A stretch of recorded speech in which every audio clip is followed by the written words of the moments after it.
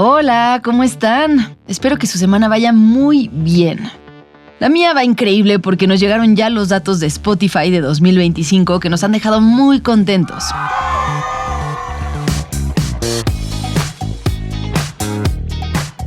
Quienes usen Spotify recordarán que hace unos días se publicaron los resúmenes del año, en los que cada persona puede saber cuánta música escuchó, cuáles fueron sus artistas o sus podcasts preferidos, además de otros datos curiosos sobre la gente que comparte sus gustos musicales. Y a quienes creamos contenido, también nos llega un resumen del año con lo que nosotros publicamos. Los datos para Política Déjà Vu están espectaculares. Sabemos, por ejemplo, que en 2025 se reprodujeron más de 150,000 horas de Política Déjà Vu si sumamos a todas las personas de esta comunidad. También sabemos que entre enero y noviembre se duplicó la audiencia del podcast. Los países donde más nos escuchan son México, Estados Unidos, Canadá, España y Costa Rica. Y somos el podcast preferido de casi 8,000 personas. Además, estuvimos entre los 5 podcasts más escuchados de Spotify en México. Así que son muy buenas noticias. Todo gracias a ustedes, que nos acompañan cada semana en este espacio y nos comparten en sus grupos de WhatsApp o le recomiendan algún episodio a sus amigos. De veras, muchísimas gracias.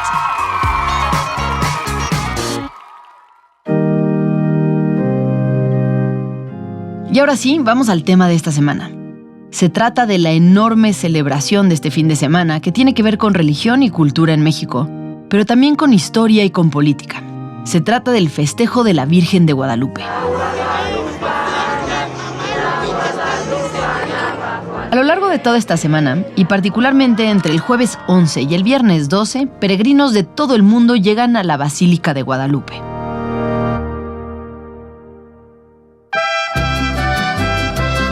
El año pasado, en 2024, el gobierno de la Ciudad de México estimó que llegaron 12.3 millones de visitantes en estas fechas. Y no es solo la Basílica de Guadalupe la que se llena de visitantes, sino también las miles de parroquias e iglesias dedicadas a la Virgen en todo el país. Si visitas las calles del centro de la capital en estos días o las calles aledañas a las iglesias, puedes encontrar todo tipo de artículos y souvenirs relacionados con la Virgen. Desde gorras, llaveros y rebozos, hasta fundas de celular, vasos de tequila, saleros, playeras que brillan en la oscuridad y figuritas con luces neón. ¿Cómo fue que la Virgen de Guadalupe llegó a convertirse en un símbolo tan fuerte para la cultura mexicana? Esta es la historia en Política Déjà Vu. Política Déjà Vu.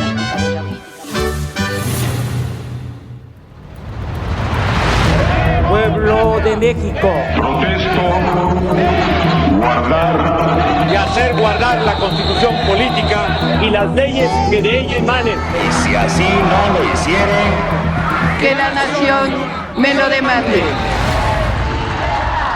Yo soy Fernanda Caso y este es un episodio de Política Déjà Vu para N+ Podcast. Recuerda darle clic al botón de seguir para enterarte cuando salga un nuevo episodio y no olvides seguirnos en redes sociales.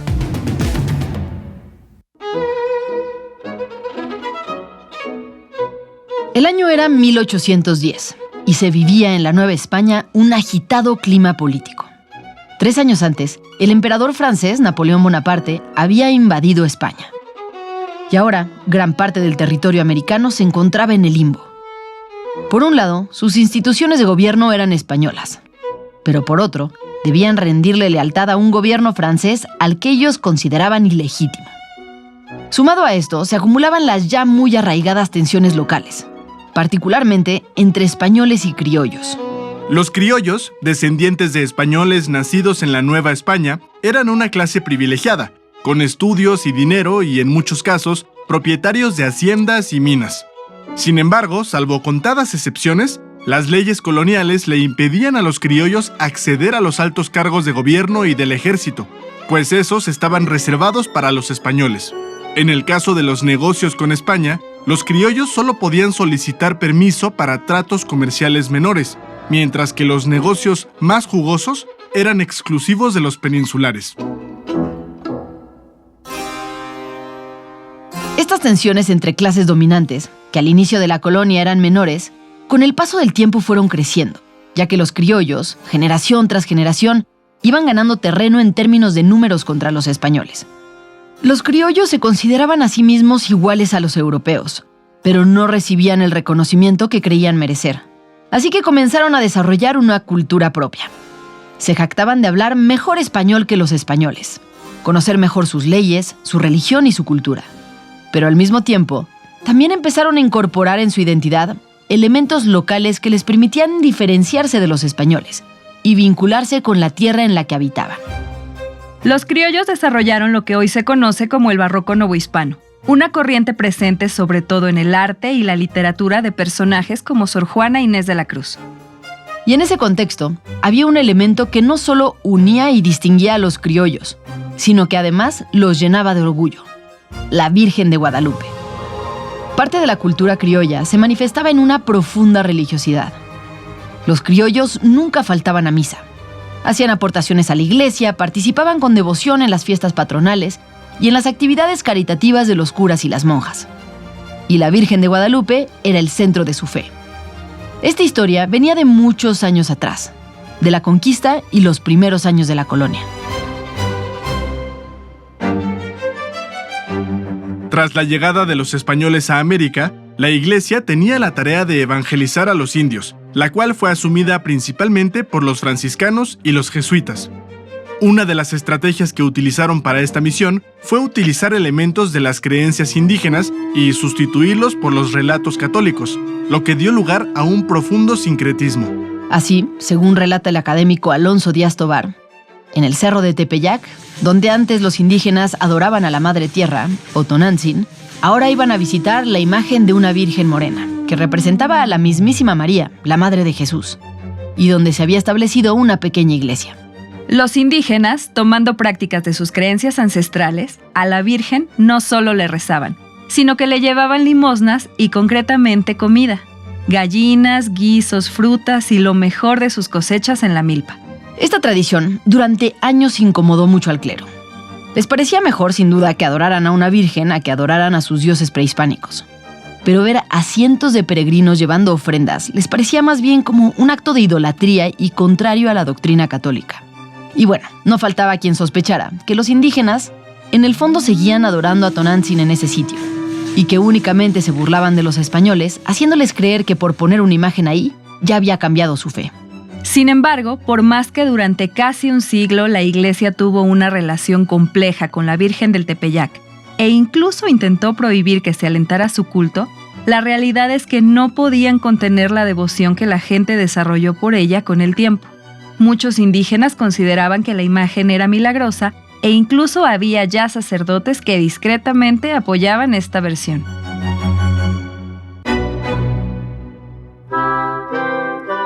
Fue hacia 1600 que un grupo de criollos, devotos a la Virgen, comenzaron a pelear por su legitimidad, escudándose en algunos viejos documentos que relataban el origen milagroso de la imagen. Entre ellos, el más conocido era el Nican Mopohua, que en náhuatl quiere decir «aquí se narra», escrito en 1556 por Antonio Valeriano. Antonio Valeriano nació en el seno de una familia indígena de la nobleza mexica, justo antes de la conquista en 1520. Se dice que era sobrino de Moctezuma y que su inteligencia desde niño lo distinguía de sus compañeros. A los 13 años de edad, Antonio fue llevado a estudiar al Colegio de la Santa Cruz de Tlatelolco, un internado que los españoles fundaron para educar a los hijos de los caciques indígenas. En este colegio, los niños, que eran traídos de todas las provincias de la Nueva España, a partir de los 10 años aprendían idiomas, ciencias, teología, leyes y las bases de la política.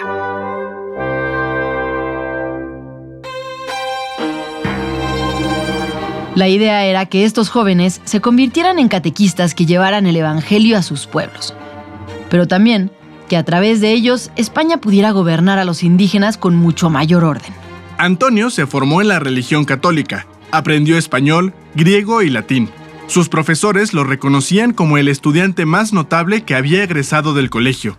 Participó en investigaciones y libros sobre cultura prehispánica, historia, ciencias naturales y medicina. Ante el mundo era un erudito y ante su propio pueblo, un líder indiscutible. Fue gobernador de Azcapotzalco por 35 años e incluso recibió varios honores y distinciones por parte del rey Felipe II.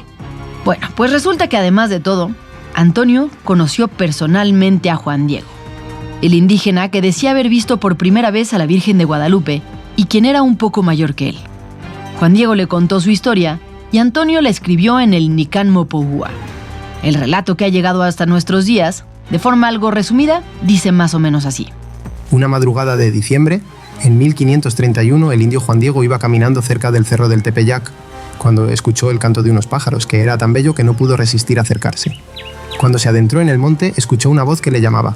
Era la Virgen, quien con palabras muy amorosas le pidió que fuera a hablar con el obispo para que le construyera una iglesia justo en el sitio donde se había aparecido. Juan Diego obedientemente fue a decirle al obispo, pero este no le creyó. Al día siguiente, la Virgen le repitió la petición y lo mismo volvió a suceder. La tercera vez, Juan Diego, temeroso de que el obispo no le creyera de nuevo, le pidió a la Virgen una prueba de su aparición. Ella lo envió a la cima del cerro, donde usualmente solo se daban huizaches y nopales. Y qué gran sorpresa se llevó al encontrar ahí flores de muchos colores. Juan Diego las tomó en su manto y se las llevó al obispo. Cuando llegó frente a él y soltó su manto, también conocido como tilma, las flores cayeron al suelo y en la tilma apareció pintada la imagen de la Virgen de Guadalupe, la Virgen Morena. Total, que después de esto, el obispo cayó rendido de vergüenza por no haberle creído al indio y se dispuso a construir la iglesia. La Virgen pidió que se le llamara Perfecta Virgen de Santa María de Guadalupe. Historiadores han señalado que hay muy poca evidencia de la vida de Juan Diego, y la mayor parte de esta consta de testimonios indirectos escritos hasta un siglo después del milagro. El Nican Mopogua, que es la fuente más cercana, fue escrito 25 años después de la aparición de la Virgen que describe.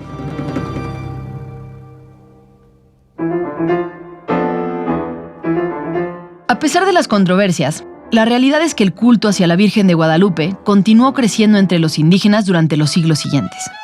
Se publicaron nuevos documentos que daban cuenta de su origen, y el Cerro del Tepeyac se convirtió pronto en un destino de peregrinaciones. En 1648 se publicó un libro, ya bajo todos los cánones españoles, en el que se relataba la historia de la Virgen de Guadalupe y sus milagros. Este documento, sumado al entusiasmo de los criollos para dotar de personalidad a la Nueva España, fueron suficientes para conseguir, de una vez y por todas, reconocimiento oficial por parte del Vaticano, y así construir una capilla renovada para la Virgen. La identidad criolla, por lo tanto, se afianzó alrededor de la Virgen de Guadalupe. Y es que este relato les daba una fuerza tremenda. Decir que la Virgen había decidido aparecerse en el territorio de la Nueva España de forma personal y directa, colocaba al territorio conquistado casi al mismo nivel que España ante Dios. Si a esto se le sumaba que la aparición había sido presenciada por un indígena y no por un español, el simbolismo era brutal.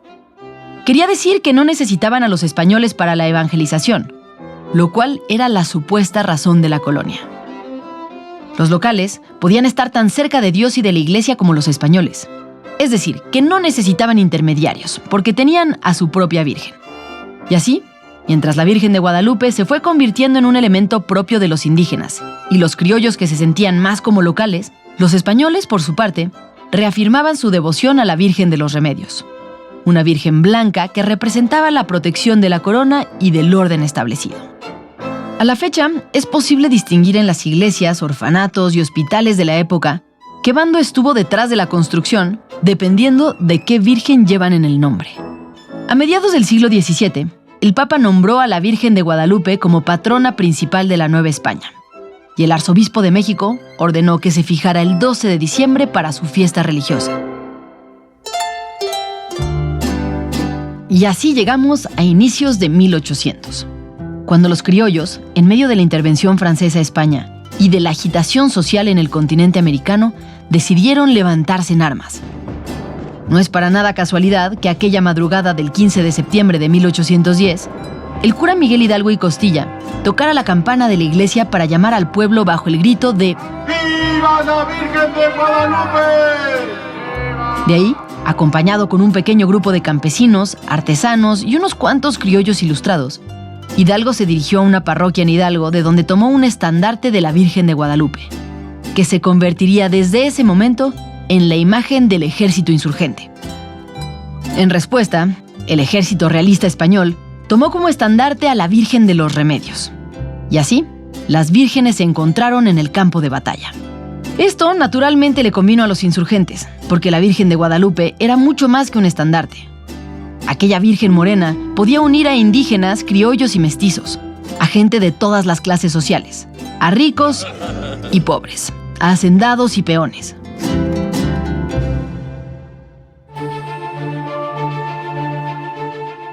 Reconociendo el valor cultural, político y religioso que había en la Virgen, en 1821, Agustín de Iturbide, quien se proclamaría emperador, acudió junto con todos sus jefes militares al Cerro del Tepeyac y en una ceremonia solemne declaró a la Virgen de Guadalupe la patrona de la nación.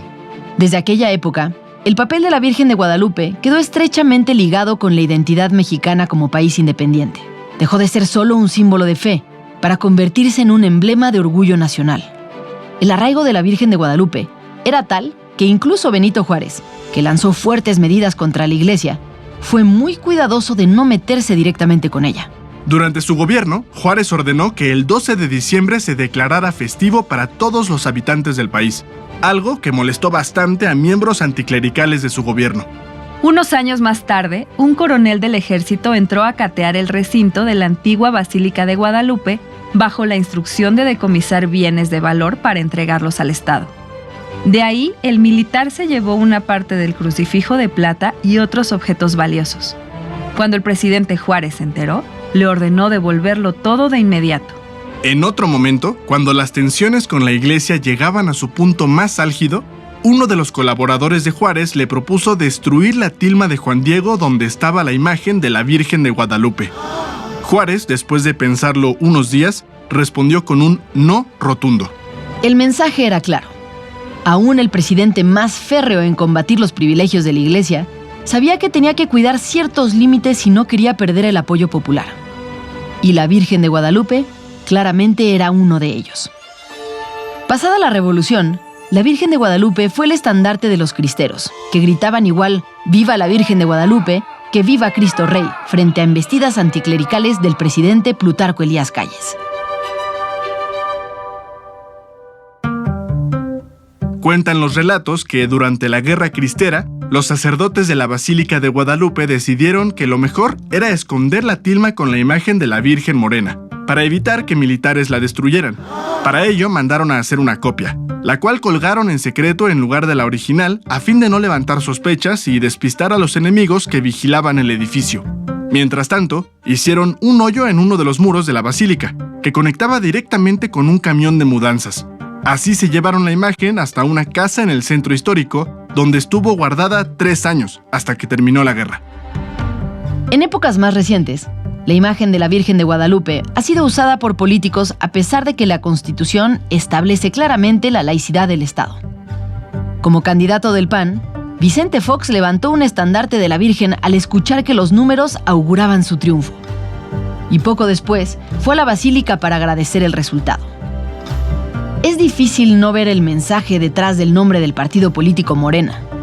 O si acaso, su afortunada coincidencia con el sobrenombre de la Virgen más famosa de México. Como presidente, López Obrador llegó a decir que la Virgen de Guadalupe es el símbolo que más une a los mexicanos. Y después de ella, Benito Juárez. La realidad es que desde hace mucho tiempo, la Virgen de Guadalupe es ya un símbolo que va más allá de la religión. Y también más allá de las fronteras. Por ejemplo, se ha convertido en un ícono de la comunidad chicana en Estados Unidos, junto a personajes como César Chávez, Emiliano Zapata y el Che Guevara. La imagen de la Virgen hoy se replica en artículos de moda, que van desde loncheras infantiles hasta vestidos de diseñador y que se pueden encontrar en el mundo entero. Quienes crecieron en la década de los 2000, quizá también recuerden lo popular que era entre los niños la marca mexicana Destroyer, con sus diseños pop de la Virgen y el eslogan Virgencita Please. Y luego está la otra cara de la moneda. Las camisas estampadas con la imagen de la Virgen, que han llegado ya incluso a convertirse en la vestimenta típica de la narcocultura, en un giro completamente incomprensible para cualquiera que se asome al fenómeno desde el extranjero. La Virgen de Guadalupe ha sido un instrumento diplomático para convencer a los papas, en 7 ocasiones, de visitar México, en gran medida por la devoción de los fieles. Así lo entendió el Papa Francisco durante una entrevista con Valentina Larraqui. El pueblo mexicano se merece la madre. Por algo eligió México. Es aquella palabra al indio, ¿no? No estoy yo aquí que soy tu madre. Las mamás que saben cómo acompañar a sus hijos.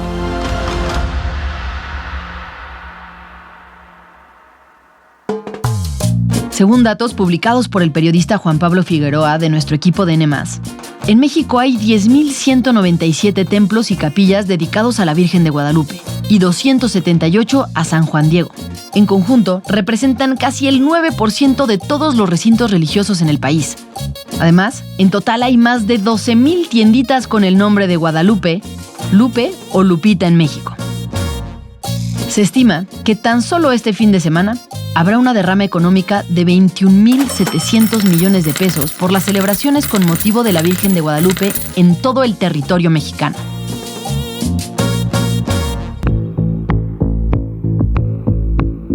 ¿Qué nos dice la historia sobre el papel que juega la Virgen de Guadalupe en el país, en términos religiosos, culturales y políticos? La Virgen de Guadalupe es un símbolo de identidad nacional. Están escuchando a Patricia Moreno. Ella forma parte del Departamento de Ciencias Religiosas de la Universidad Iberoamericana, es filósofa y maestra en Teología y Mundo Contemporáneo. Patricia, comentas que la Virgen de Guadalupe es un elemento de unidad nacional. ¿Esto es común en otros países del mundo, entre las comunidades católicas de un país, que se sientan todos unidos alrededor de una sola Virgen o un solo santo, como sucede aquí con el caso de la Virgen de Guadalupe? Sí ha sucedido en otros lugares, sin embargo, el caso específico de la Virgen de Guadalupe es excepcional, porque no solo ha unido como, digamos, de manera nacional, sino también latinoamericana e incluso en algunas regiones de Europa es referente la Virgen de Guadalupe. ¿Qué hace que la Virgen de Guadalupe sea tan distinta o que pueda conectar con personas tan diversas? Pues tiene que ver como con el origen, ¿no? La imagen de la Virgen de Guadalupe genera identidad, es un símbolo propio, ¿no? Su rostro, los vestidos, la teología que se maneja con su imagen es lo que la hace diferente, porque no es el prototipo de cualquier madre, sino de una madre que viene a gestar a un lugar donde era imposible la vida, ¿no? Donde no era posible dar a luz, ella da a luz a su hijo, ¿no? Entonces eso es lo que lo hace diferente respecto a las otras historias de las vírgenes. ¿En qué momento se convirtió también en un referente para otros países de América Latina, no? Porque el caso mexicano lo tenemos como muy claro cómo fue creciendo, pero ¿en qué momento pasó la frontera, cruzó la frontera? Pues yo creo que tiene que ver mucho como con los sincretismos, ¿no? Y con las difusiones de las teologías. Honestamente creo que Juan Pablo II, quien era un ferviente seguidor y se declaraba guadalupano, ayudó mucho, ¿no? A la difusión de la imagen de la Virgen de Guadalupe. Y el vínculo entre esta Virgen y las comunidades chicanas, también hay algo interesante ahí en esta relación. Sí, yo creo, y por los estudios sociológicos de la religión, ¿no? Tiene mucho que ver con todas estas personas que cambian y que emigran, ¿no?